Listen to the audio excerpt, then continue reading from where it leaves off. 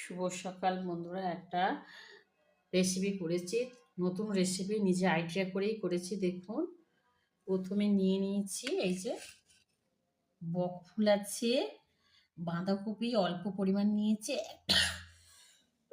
একটা আলু কুচি সেদ্ধ করে নিয়ে জল ফেলে দিয়ে ভালো করে নিগড়ে নিয়েছি।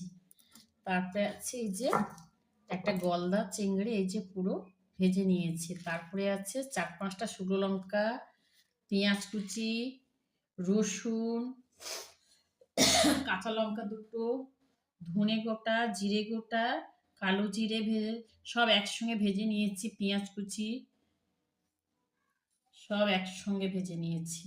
ধনে, জিরে আর কালো জিরে আর রসুন একটা বড় কোয়া, পেঁয়াজ কুচি একটা, তারপরে 2 কি 4টে কাঁচা লঙ্কা সব একসঙ্গে ভেজে নিয়েছি। আর চিংড়ি মাছটা ভেজে নিয়ে থেতো করে একসঙ্গে বাটবো। বন্ধুরা এরকম করে খাবে। আর খুব কাশি হচ্ছে বন্ধুরা, শীতকাল পড়ে যাচ্ছে, এই যে বাড়ছি দেখুন বন্ধুরা। এই রেসিপিটা বেটে খাবেন তোমরা, ছোট থেকে বড় থেকে সবাই খেতে খুব ভালো লাগে, খুব টেস্টি একটা খাওয়া।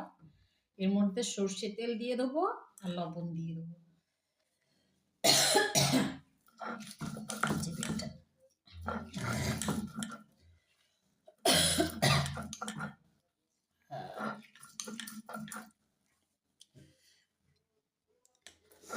দেখুন বাটছি ভালো করে,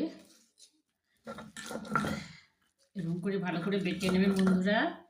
দেখবেন ছোট বাচ্চারা চেটে ফুটে খেয়ে নেবে, বড়রা তো আরোই চেটে বুঝে খেয়ে নেবে।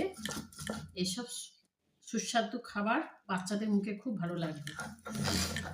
অনেক বাচ্চারা আছে বাঁধাকপি রান্না করলে খেতে চায় না, বক ফুল তো বড়া বেসন দিয়ে ভাজলে ভালো লাগে। এই রেসিপিটা করে খাবেন। বক ফুল তো অনেক রকম করে খেয়েছেন, আর এর সঙ্গে বাঁধাকপি একটু আলু কুচি দিয়ে দিয়েছি, আর 2-1টা ফুলকপিও দিয়ে দিয়েছি।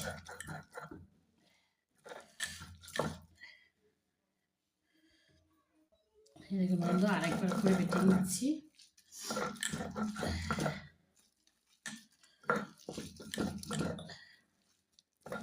সুন্দর করে বেটে নিতে হবে।